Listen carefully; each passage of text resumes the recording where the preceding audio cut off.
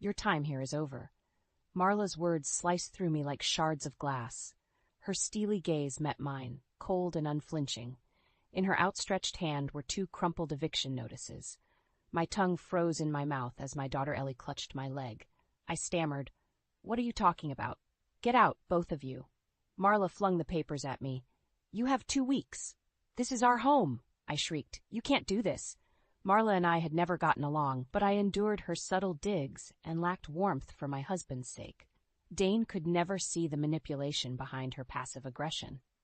Our fairy tale romance bloomed quickly. Within a year, I was walking down the aisle, trusting Dane to provide the stable life I longed for. But my Prince Charming had one flaw: his overbearing mother. We compromised by living in Marla's sprawling guest house so she could help with Ellie. When Dane left for an overseas work assignment, the dynamic shifted.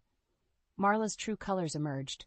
Her demands became orders, her criticisms vicious attacks. I lost my autonomy, my place of belonging. I was a visitor in my own home. Marla smirked. "Oh, but I can, and I will. This is my house, my land. You are nothing but an unwanted guest." "How could you?" My voice cracked, years of unspoken hurts rising. "I have given up everything for this family." Marla stepped closer, her breath hot on my face. "Yet you have taken everything from my son," I staggered back. That's not true." "It is. You seduced him away from me, turned him against his own mother. You and your spawn don't belong here." Ellie began to cry, clutching my leg tighter. Rage and helplessness collided within me. "We're staying," I said firmly. "Dane would never allow this. He loves us." Something sinister flashed in Marla's eyes. "We'll see about that."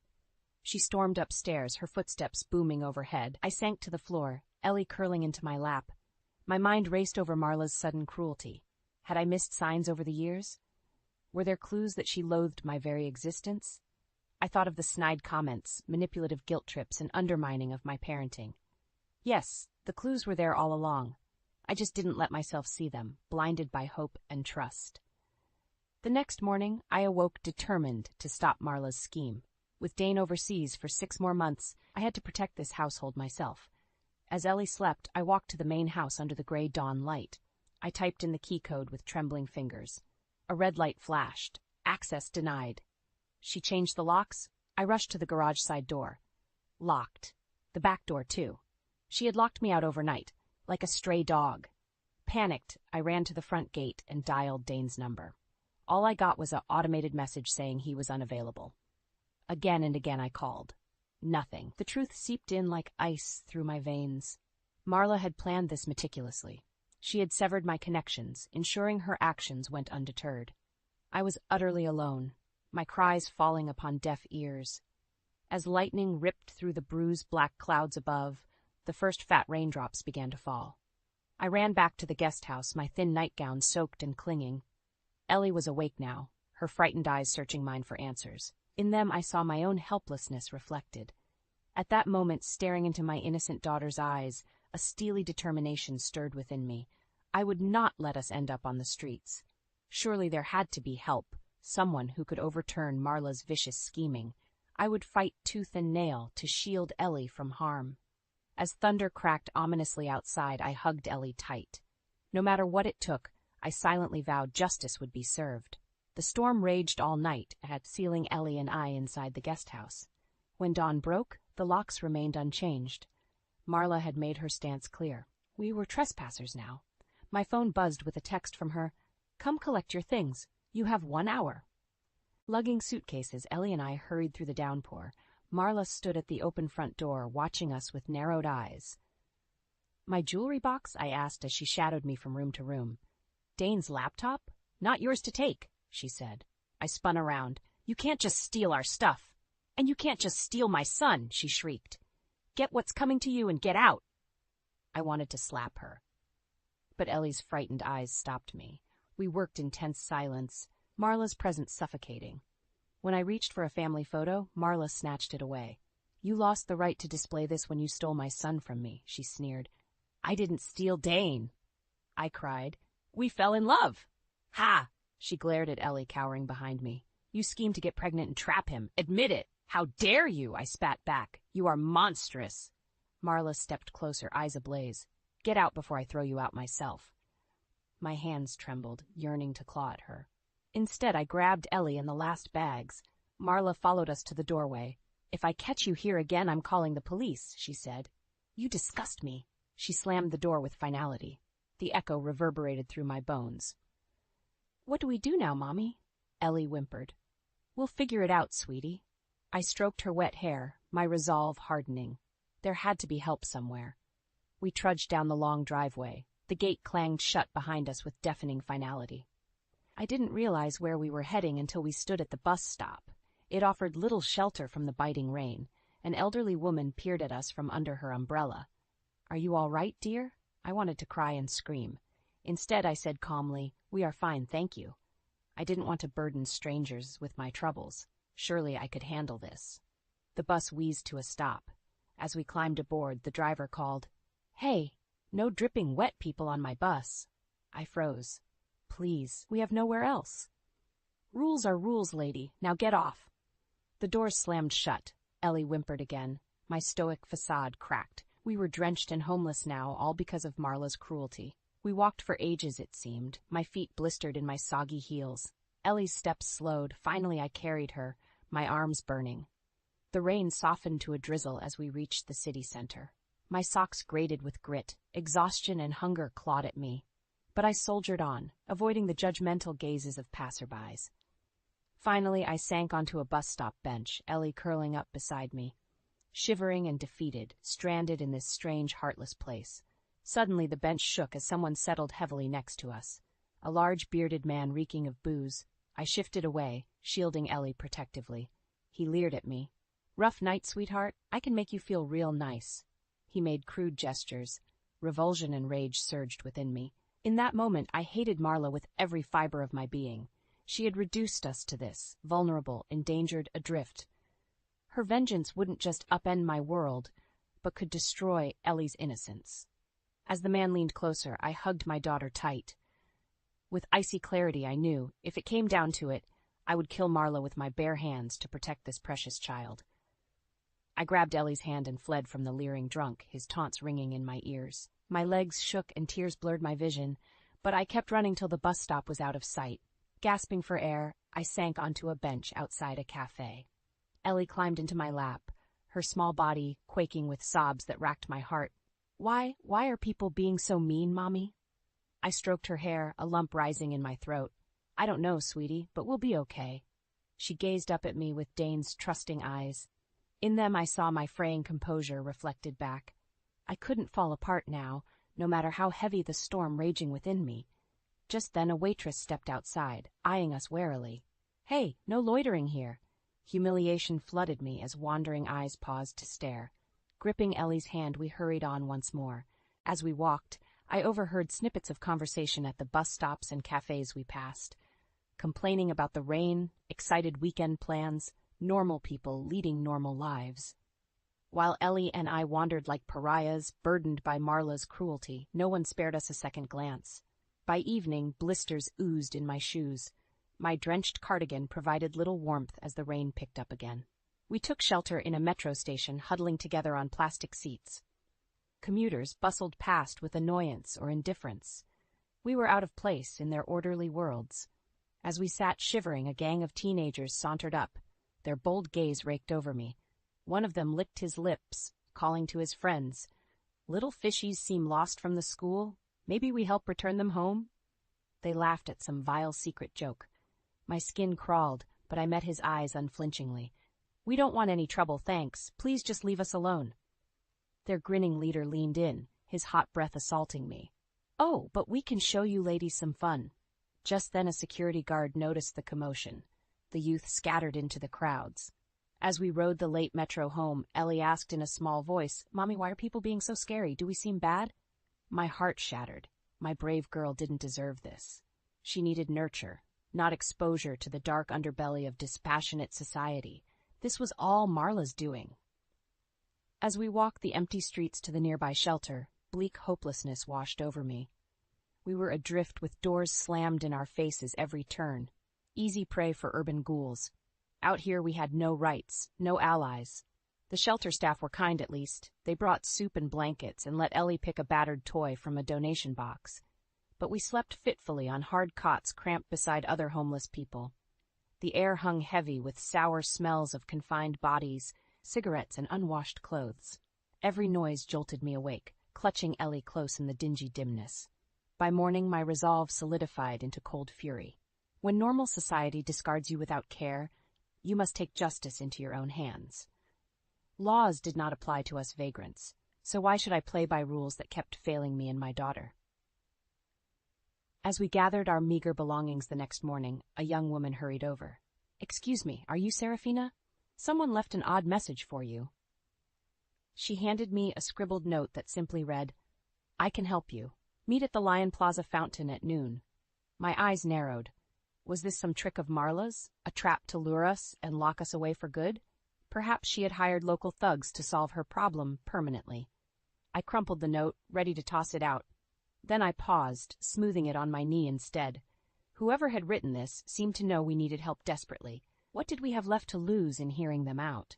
I had to take the risk, for both Ellie's sake and for mine, because the fury simmering within yearned to burst forth, needing only a conduit. If this mysterious meeting granted me that chance, then so be it. Resolve hardened into reckless abandon, and just maybe a hint of hope flickered within. We would go to this Lion Plaza rendezvous, our future balanced on whatever awaited there, be it trap or lifeline. Lion Plaza loomed before us, a lion's statue guarding its glossy facade. Ellie squeezed my hand as we navigated smartly dressed professionals striding by with purpose. We stood out in our rumpled clothes, receiving sideways glances and wide berths. At the burbling fountain stood a woman scanning the crowds intently. As we approached, she broke into a smile. "Serafina? I'm so glad you came. I'm Nina." Her warm demeanor surprised me. I tensed, ready to grab Ellie and flee. "Did Marla send you? Is this some kind of trap?" Nina blinked. "You mean Mrs. Marlowe? Oh gosh, no, but it sounds like she has put you through the ringer." Her brows furrowed with concern. Warily I asked, "Then who are you and what do you want?" Nina gestured to a nearby cafe. Once seated with cups of hot chocolate, she began. "I'm a social justice lawyer. I got your case file recently." She showed me a brown folder bearing our family name. "I handle housing disputes and wrongful evictions." "So you can help us get our home back from Marla?" Hope and suspicion vied within me. "I'm certainly going to try. What she has done is illegal on so many grounds. As Dane's wife, you have as much right to that home as she does. I just need some details to build a solid case." Over the next hour, the full story poured out of me. Years of subtle abuse, feeling unwelcome in my own house, Ellie and I cast out and cut off like criminals. Nina's outrage grew. "This is absolutely reprehensible. Don't you worry, I will fight tooth and nail for you. That terrible woman needs a wake-up call. Please let me help you seek justice." Her vehement support felt alien after days of indifference from society. I found myself nodding and placing tentative trust in this fiery stranger. "So what now?" I asked. "Do we have a decent shot against Marla's lawyers?" "More than decent," Nina declared. "I did some digging on Mrs. Marlowe. Did you know she faces federal charges of tax fraud and misuse of pension funds?" I gaped as she showed me printed articles detailing Marla's alleged shady financial activities. "This gives us serious leverage," Nina continued. "I say we force mediation to regain access to your home ASAP, then pursue full financial restitution for these past weeks. Marla owes you big time." My mind reeled, hope and hunger for vengeance tangling within. Nina gripped my hand. "I won't rest until justice is served. That I promise you. Marla picked the wrong girl to mess with this time." Her steely smile mirrored the cold determination crystallizing within me. The lesson was clear. In the face of adversity, the meek acquiesce while the fierce rise up. Gathering my courage and outrage, I would channel them with precision to cut Marla down to size.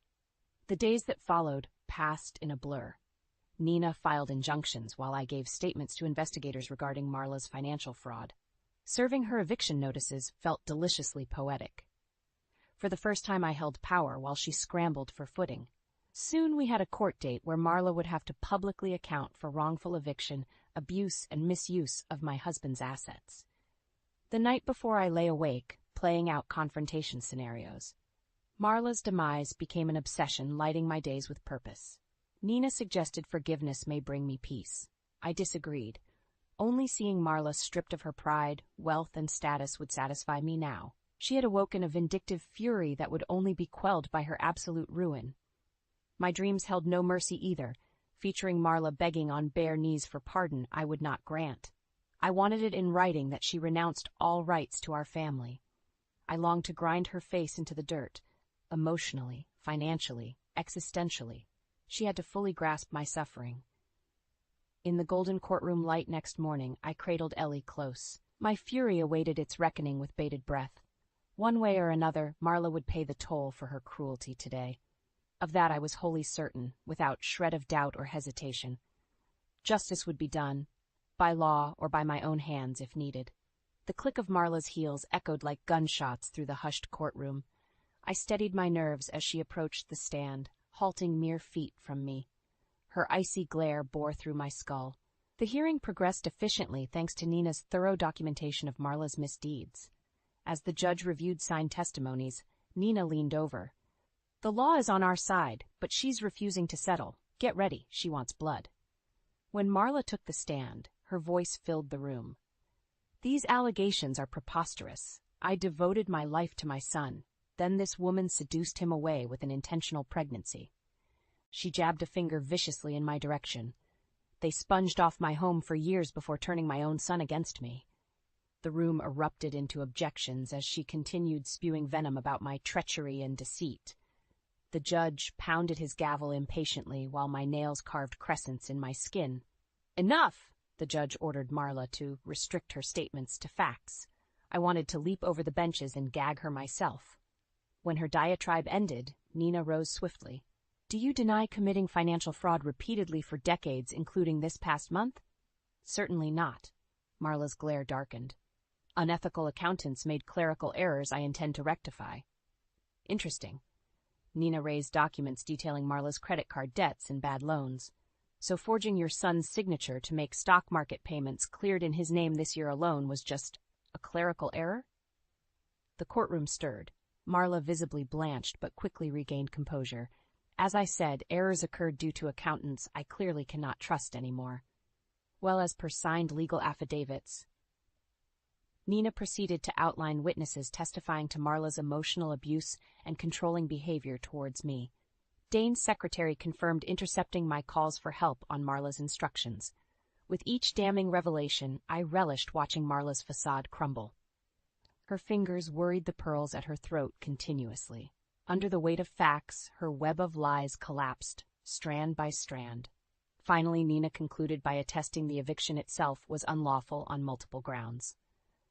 As closing statements ended, palpable tension choked the room. When the gavel struck, my heart leapt. Given factual evidence, the court rules in favor of the plaintiff, upholding her legal rights to the household and associated assets. A crashing noise made heads swivel towards Marla. Pearls scattered across the floor where she had ripped her necklace off in fury. 2 armed guards flanked her as she trembled in outrage. When Nina squeezed my hand, the knot in my chest finally loosened. I wanted to melt in sheer relief. Instead, I said clearly, "Thank you, Your Honor, for delivering justice today." Marla spat venom at me till the guards escorted her out. The room cleared swiftly, people shaking my hand and commending my courage. In glorious vindication, I signed the court orders granting me power over the house, assets, and staff. "We did it," Nina cried, hugging me gleefully. I let out a long breath, feeling drained and almost disappointed. Somehow Marla's slow unraveling hadn't satisfied me enough. I craved to personally snap her composure, not just legally defeat her. As if reading my mind, Nina said gently, "I know you hoped for an emotional apology too, but the law delivered justice regardless. Focus on moving forward now, away from toxicity and toward stability and peace." I nodded, knowing she spoke wisdom. But my heart still snarled for retaliation, not yet sated. I yearned to wring Marla dry myself. As we stepped out into the warm sunset, I checked my phone out of habit. A text from Dane glowed on the screen, my heart stopping. "Boarding flight home. Can't wait to see your faces when I surprise you tomorrow." I read Dane's text again, my stomach churning. How would I explain these harrowing months to him? Worse still, how would Marla twist events to vilify me instead? She would undoubtedly ambush him first. As Nina drove us to a hotel for the night, I agonized over what awaited at home. I had to intercept Dane before Marla's selective version poisoned his mind. At dawn, I was a bundle of nerves pacing the modest room. Today would test the limits of Dane's devotion. Surely our marriage could withstand his mother's schemes? Surely he knew my spirit, my steadfast commitment transcending the ugliness birthed of late. My phone flashed with a text summoning us home urgently to discuss recent concerning incidents. My heart sank, suspicions confirmed. Marla had already sunk her claws into my unwitting husband. The drive home stretched endlessly. I rehearsed defenses against imagined attacks. Ellie dozed, blissfully unaware of the viper's nest awaiting us. At long last, the imposing iron gates of Marla's manor swung open. Memories, tender, tempestuous, and traumatic, flooded my senses. In the foyer stood Dane, travel-worn but whole. Our eyes met, and in his deep brown gaze swirled bewilderment, hurt. And was that wary suspicion? Before I could move, he stepped forward, enfolding me in a hug that felt perfunctory. I heard Marla's shrill voice from the sitting room spewing her fictionalized version, no doubt. Dane released me, holding me at arm's length. "What happened here?" Mother said, well, she said. Confusion creased his handsome face, once untroubled by doubts. I opened my mouth, but Marla swept into view, an imposing specter in black silks. "Dane, thank goodness you've come." She clung to his arm possessively. "This woman has lost her wits, I fear. She served me outrageous legal notices while you were away, even called the police with wild accusations." "That's not true," I cried. "She abused and evicted Ellie and I illegally. I have court orders." "Lies." Marla's eyes blazed. "She tried ransacking our family assets, turned sentimental staff against me, who I treated like my own." Dane looked utterly bewildered, gaze ping-ponging between us. As the shrill accusations overlapped, he held up a hand forcefully. "Enough. Clearly there is more here than I grasp. Mother, let Serafina speak without interruptions. I think mediation tomorrow will do us good." I exhaled in relief. Dane's integrity shone through despite the mudslinging. However, his ensuing aloofness stung that night. We slept in separate guest rooms at his insistence to remain impartial for now. It churned my gut imagining Marla's poison seeping into intimate crevices of our marriage. The next evening, Dane gathered us in the rosewood-paneled study. Marla sat stone-faced, over-roused, and under-eye bagged, her gaze promising revenge. I stated our case calmly, then presented documents corroborating events, police reports, witness testimonies including those of former staff Marla had fired. With each betrayal revealed, her expression curdled further. "Why did the court rule fully in Serafina's favor if these accusations held no merit, Mother?" Dane asked finally. Marla stammered vainly, but vicious insults dried up under his probing stare. I concluded gently with empathy for family bonds fracturing under duress. Appeals for reconciliation hung in the air but were met only by Marla's scoffing dismissal. Dane passed a weary hand over his eyes. "I see enough evidence to understand gross injustice occurred in my absence." He took my hand then, a healing salve to my battered spirit. Marla rose, livid. "You would pick that woman over your own mother. She has bewitched your mind." Dane regarded her evenly. "There is no question of picking teams here. I am simply acting based on facts and principles we all should uphold." His unflinching morality tempered the lingering ache for outright revenge in my heart. Instead, grace took seed there. Our new life bloomed beautifully free of Marla's shadow. Her appeals against the court orders failed repeatedly. With money recovered from her years of financial deceit, I nurtured dreams forlorn in stale air. Ellie thrived with Dane's loving mentorship. 6 peaceful months passed before Detective Morris rang one morning. Marla had overdosed last evening on prescription pills mixed with vodka. Her parting note left no doubt she intended the timing to devastate Dane. One final vengeful scheme from the grave. Dane wept over her portrait. I shed no tears, feeling only the relief of knowing her lifelong efforts to destroy our happiness had ultimately destroyed her instead. I dropped the phone, shock reverberating through me. Marla was dead, by choice. The room tilted as I sank into a chair, hugging myself against an odd chill. Somehow it felt anticlimactic for her toxic presence to simply wink out overnight. After decades devoted to criticizing my every breath, she robbed me even of closure by exiting on her own terms. She remained an infuriating enigma I had futilely battled. In losing, perhaps her solitary victory was retaining that mask of mystery veiling innate darkness. Dane returned home shaken that evening. Police had discovered litters of alcohol stashed under Marla's bed, despite her abstinence pledges to us over the years. Her unsent letters unleashed vitriol, blaming me entirely for her miserable isolation. Even beyond the grave, she spewed blame on her chosen scapegoat. I should have felt fury or frustration. Instead, profound sadness for squandered generosity washed over me. Despite Marla's efforts to eclipse my spirit, she had only eclipsed her own. Weeks passed in a daze helping Dane handle her estate. I had worried her death may drive an irreparable wedge of grief between us, but it brought epiphanies that tightened our bond instead. Dane examined bank activity, exposing Marla had embezzled vast sums from family ventures for years. She had deceived him down to exact dollar amounts on trust fund statements. Her betrayal ran bone deep, though he had forgiven and indulged her lifetime. I knew that pain intimately myself, of realizing your place and worth in a loved one's life was but mirage and illusion. No matter how selflessly or wholeheartedly you gave, it faded to nothing through twisted lenses of selfishness. Maybe that's why Dane and I grew closer after her passing. We finally recognized each other as kindred spirits equally scarred. Our solace emerged in long overdue honesty. With Marla's death, the burden of unrealized expectations lifted too. I observed changes in Dane. Steadfast gentleness gave way to playfulness and open affection. Freed from her critical presence, our marriage deepened roots resilient to the storms weathered. Soon lighter news turned attention to the future. Our family would grow with a new baby come winter. Dane was elated, immediately discussing plans for the nursery and making educational investment portfolios. When we told Ellie she would be a big sister, her joy lit up the room. "The baby can have all my old toys. I'll help take care of it too. We'll be gentle, I promise." Her innocent excitement sparked an idea that Dane and I mulled for months. Ultimately, we signed custody papers granting us legal guardianship of Marla's youngest niece, Alexandra. Raising a 3-year-old and newborn simultaneously was daunting, but we were determined to carry on Marla's legacy with the right foundations. Maybe symbolic redemption also wove through our intentions. Alexandra was a sunny child despite her own turbulent past. As I braided her hair each morning, my heart swelled with fierce protectiveness for her future. Late each night, Dane and I would tuck both our slumbering girls into bed with whispered affection. Then we would linger over photos of Marla through the decades, beautiful bride glowing under her veil, doting young mom cuddling her only son.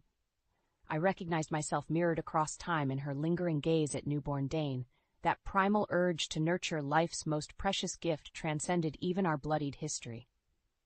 Perhaps inner humanity bound us all still, however hidden beneath churning tides of bitterness or blame. If one bothered piercing the surface far enough, flickers might emerge from even the murkiest depths. Glimpses swam through my mind then, Marla adjusting my gown's necklace moments before I married her son, her uneven attempts at baking Ellie's birthday cake yearly, brief interludes of almost connection, but they lasted mere moments before malice yanked Marla under again.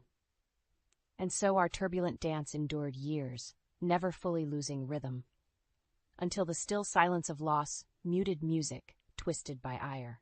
In peaceful twilight glow now I contemplated her portrait displayed in honor.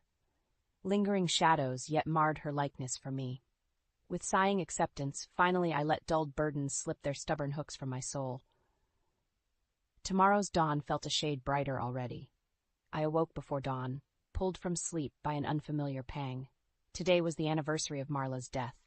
1 year since her last malevolent strike carved grief between Dane and I.